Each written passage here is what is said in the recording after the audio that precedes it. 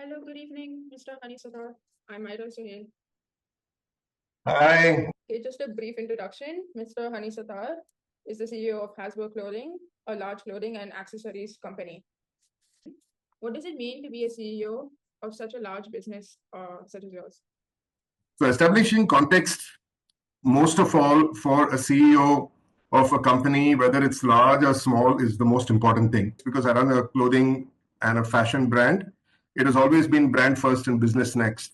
So for a CEO, clarity on why is very critical, which will then also easily answer the how, the when, and the where. Thank you for sharing that insight. What are the challenges you face in your business and how have you adapted to them with the changing times? The biggest challenge would be to operate within the means available. And this does not necessarily mean that we do not aim high or we do not aim beyond our means. That is something that naturally every founder or an entrepreneur signs up for at the beginning of this journey, whether he's a founder or a CEO.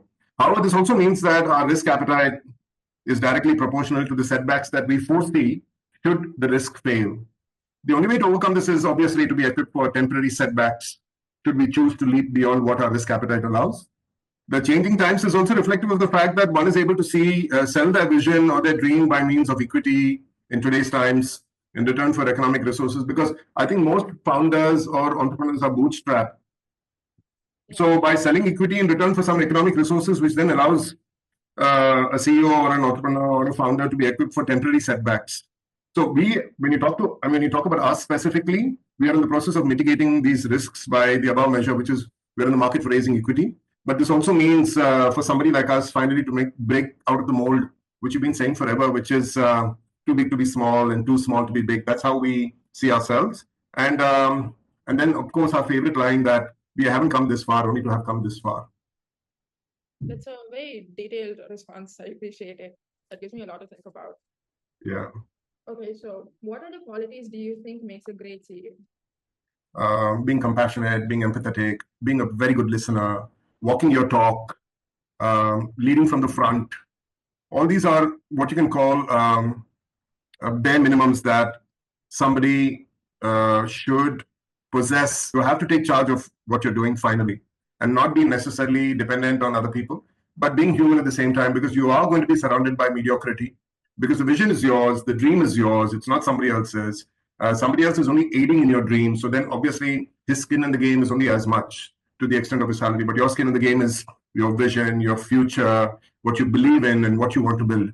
Building on that, can you tell me what advice do you have for teenagers who want to become CEOs such as yourself? So in my growing years, the one thing that I remember very clearly that is I was full of doubt. Despite the fact that I had a dream and despite the fact that I had a vision, there was so much doubt in my mind. And I think that's commonplace because I don't think I was the only recipient of that particular character trait. I think most people suffer from doubt, despite all the convictions that they have in their mind and despite knowing who they are and despite knowing where they want to go to. So clearly it would be dream it, believe it, and achieve it. But you have to dream it really hard. You must want it really bad. You have to work very hard at it. And then obviously you have to stay the distance, but eventually you will get there. 100%. Thank you for your time, Mr. Honey. I really appreciate it. Thank you. It's my pleasure, Ayra. Good luck in everything that you do.